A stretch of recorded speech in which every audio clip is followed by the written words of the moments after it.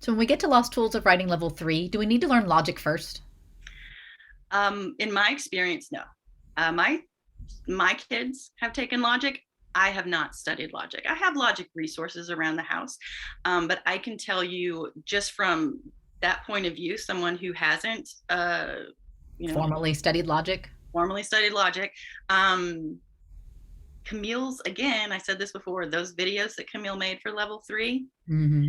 they're going to walk you through it, provide that nugget that you need to understand so that you Mm-hmm. can present it to your students. I was very comfortable Mm-hmm. being able to teach these lessons without a previous knowledge of logic. And I liken it to, and I realized this the other day. So in level 2, we're working through the judicial address, Right. right? And I've had many students come through my classroom and also have debate experience. So Mm-hmm. when I use terms like stasis questions, or when I say the prosecution has to do this and the defense has to refute that case and poke a hole in, they understand. They have a previous experience with Mm-hmm. debate and some of the terminology, but the students who haven't had debate are still able to understand and learn the lesson equally as well. So you'll see the same thing in level 3, whether, for your students and for yourself.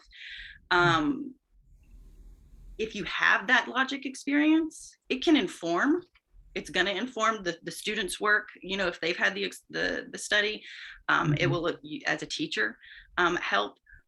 But it's not a requirement. It's not necessary. It's just additional layers, additional information. Mm-hmm. Um, so watch the videos and work through those lessons. They're very helpful.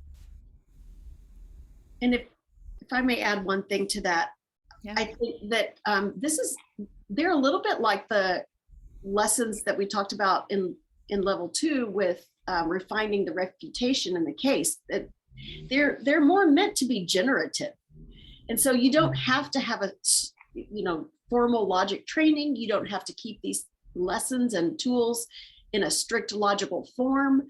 They're Right. just meant to be help you with assessment of ideas. And so that's why I think that students can approach them and teachers without a formal and gain something good from them without a formal training before they get there. Mm-hmm. I'm glad you mentioned refining the refutation, because I was having the exact same thought. Like, that's they're already practicing it in level 2.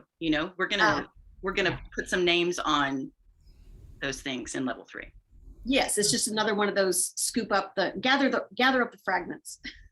Well, and there's a key thing that you both said, and April, you said it pretty explicitly, and we kept going. And I just want to draw it out Okay. to help with these logic lessons is to just do the work ourselves as teachers. Do this work yourself. Work through that lesson yourself before you present it to your students. That will teach it to you. Right? Absolutely. We can And teach what we know. right, and then you'll have some clear types, and that'll make it clear to your students. Yeah.